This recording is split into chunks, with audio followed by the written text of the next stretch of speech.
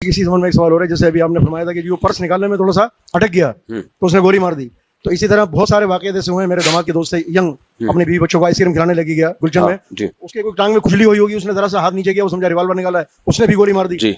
और दूसरी बात ये कि ये जो लोगों के ये अकीदे बने हुए हैं या ईमान ऐसे कमजोर हुए हैं कि इस अस्पताल जाएंगे तो बेटा होगा, इस अस्पताल जाएंगे तो बेटी होगी, जरा इस पर वाज़ेह करते हैं। ये जहालत है, ये भी लोगों में एक जहालत है कि इस हॉस्पिटल जाएंगे तो लड़का होता है, यहाँ जो भी गया उसके लड़का पैदा हुआ है, और इस हॉस्पिटल में रिपोर्ट ये कि लड़कियां पैदा हुई। बकवास है भाई, जहालत है।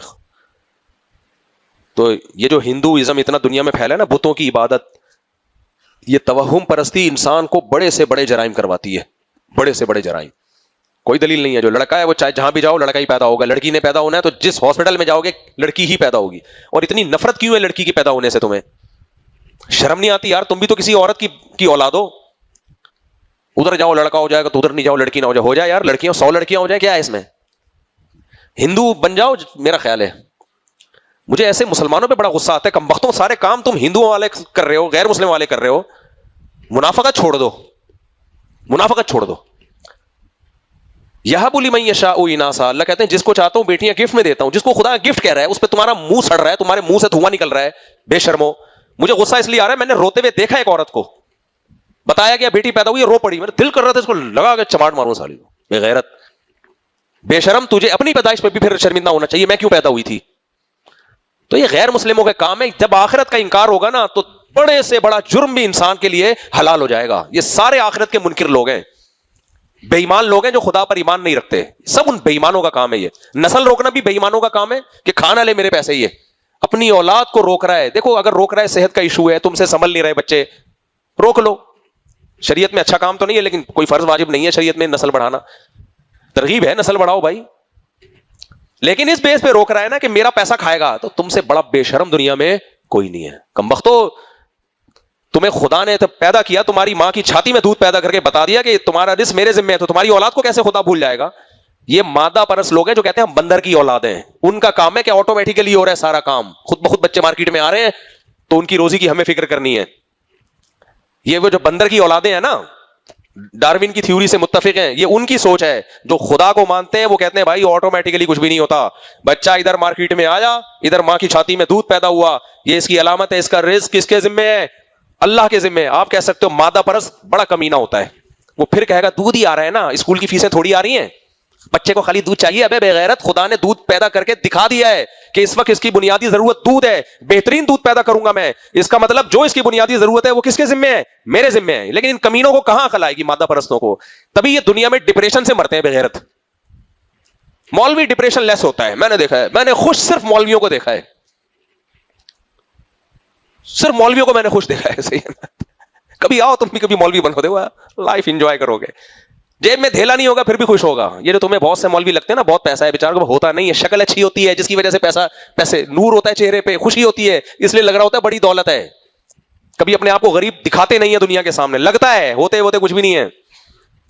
तो शक्ल पे, चेहरे पे उनके खुशी होती है इसलिए। और ये मादा परस होते हैं, इतनी हजार गज के बगले हैं कमबख्तों के, बच्चा पैदा नहीं हो रहा कि जायदाद में शरीक हो जाएगा, खिलाएंगे कहां से? कमबख्त, तू सरिया देख तूने इसमें किसने डाला, इस घर में जितने का तेरा बैतुल खला है ना, गरीब आदमी का तो घर भी इतने का नहीं होता। और 2 बच्चे, एक्चुअली वो बच्चों को एक्चुअली पालना बड़ा मुश्किल है आजकल, इकोनॉमिकली बड़े इश्यूज हैं, इकोनॉमिकली टोपी ड्रामा रख के चमाट मारो। तो मैं कहता हूं इन पर दुनिया में फिटकार है।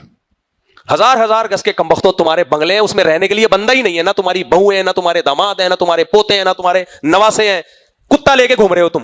ये कुत्तापन है या नहीं है? तो अल्लाह का शुक्र है, अल्लाह ने हमें मौलवी बना दिया भाई, हम तो बड़े खुश हैं। सीधी जब मैं आ रहा था बड़ा डर रहा था, पता नहीं मौलवी बन के क्या हो जाएगा। तो जब आए तो हमने कहा भाई यही जिंदगी है भाई, असल तो यही, आप मौलवी ना बनो, इंसान के बच्चे तो बन जाओ यार, मुसलमान तो बनो। तो या तो अल्लाह का इंकार कर दो, डार्विन की थ्योरी पे आ जाओ, हम सब बंदर की पैदावार है, खुदा बुदा कुछ भी नहीं है, माज़अल्लाह सब ऑटोमेटिकली चल रहा है। और अगर खुदा को मानते हो तो यार खुदा कह रहा है मैं तुम्हें बेटी दे रहा हूं तो गिफ्ट है, गिफ्ट पे कोई कमबख्त रो रहा है तो चमाट बनता है कि नहीं बनता? आपको कोई सोने की अंगूठी लाके गिफ्ट करे, आप रो रहे हो, आप बोले यार तू इलाज करा अपना। और देने वाला गैरतमंद हो, है देने वाला क्या हो? गैरतमंद। गैरतमंद आदमी अपने गिफ्ट की बेकदरी बर्दाश्त करेगा? बोलो, मैं आपको गिफ्ट दूं सोने की अंगूठी, आप रो रहे हो हाय हाय हाय क्या दे दिया क्या दे दिया, मेरी तो बड़ी गैरत आएगी भाई, यार हमारे गिफ्ट का तू मजाक उड़ा रहा है यार। तो गिफ्ट दे रहा है खुदा और तू कह रहा है ये क्या हो गया?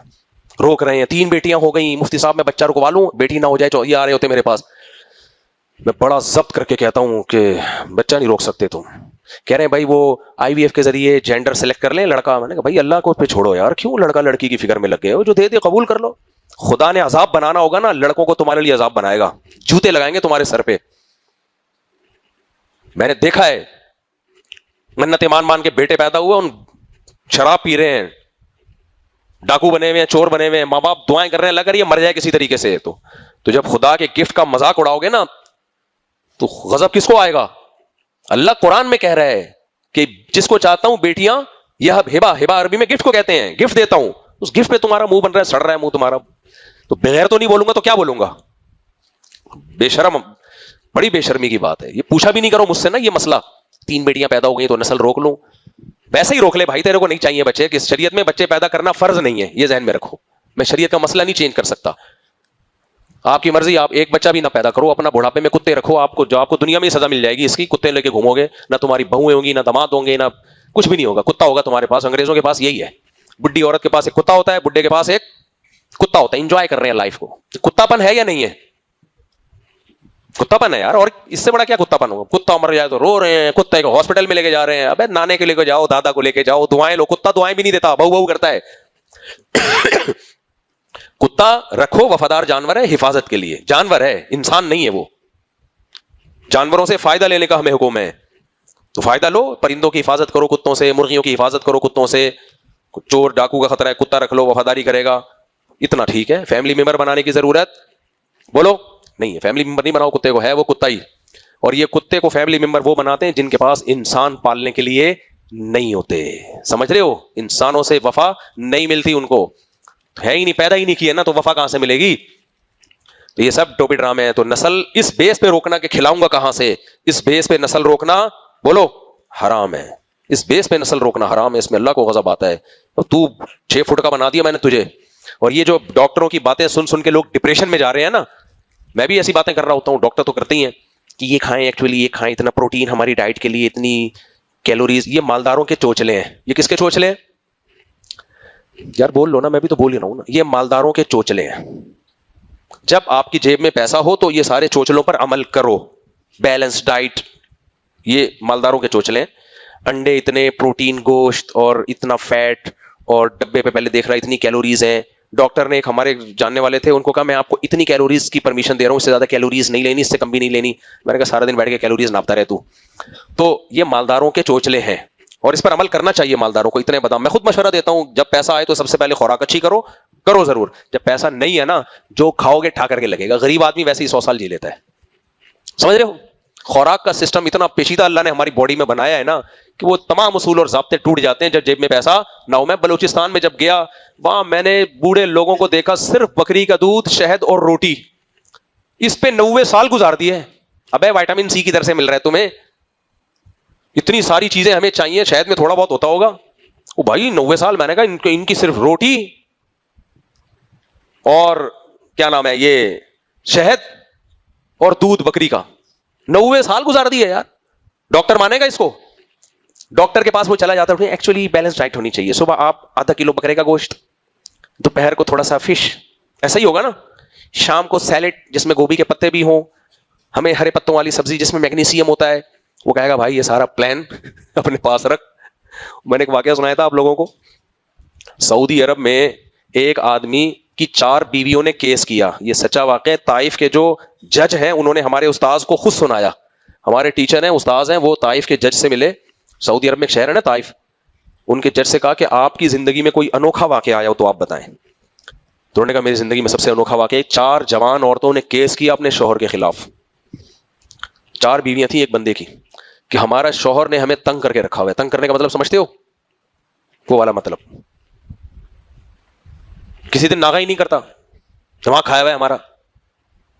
तो कहते, मैंने कहा यार बड़ा कोई पहलवान टार्जन है यार, डाइट प्लान बनाया हुआ डॉक्टरों ने, लिखे दिए इतने प्रोटीन है, और ये फिर उसके बाद फिर ये वर्कआउट करना है, फिर ये करें ये सब। मैं खुद इन चीजों का कायल हूं, लेकिन जब जेब में पैसे हों, सही है, नहीं है तो जो खा रहे हो ना, अल्लाह उसी को ठा करके लगा देगा। हाँ, ये गंद बला ना खाओ जो बर्गर पिज़्ज़े वीज़े, गरीब तो ये खाता भी नहीं है, गरीब के पास पैसे ही नहीं होते बर्गर खाने के। تو جج صاحب نے بتایا کہ میں نے سوچا یار بہت کوئی ٹارزن آدمی ہے, 4 بیویوں کو تنگ کر کے رکھا ہوا ہے اس نے یار. کہہ رہے ہیں جب میں نے کہا بلاؤ اپنے ہسبینڈ کو, تو ایک بڈھا بابا آ رہا ہے. کون آ رہا ہے؟ بڈھا بابا. میں حیران ہوا, کہہ رہے ہیں بھائی. جج صاحب کہتے ہیں میں اس کو سائڈ پہ لے کر گیا, میں نے کہا کھاتا کیا ہے, کھاتا کیا ہے, ہمیں بھی بتا دے یار, کیس تو گیا تیل لینے. تو اس نے بتایا کھجوریں اور اونٹنی کا دودھ بس, اور میرا خیال ہے کچھ زیتون کا تیل تھا شاید اس میں, آلیو آئل, بس یہ 2 سے 3 چیزیں یہی کھاتا ہوں. کبھی کبھار کوئی عرب لوگوں میں اونٹ کا گوشت مل جائے. تو کہتے ہیں پھر میں نے کہا اچھا جج صاحب نے تو فیصلہ کر لیا ہوگا آئندہ کھجوروں کا ٹوکرا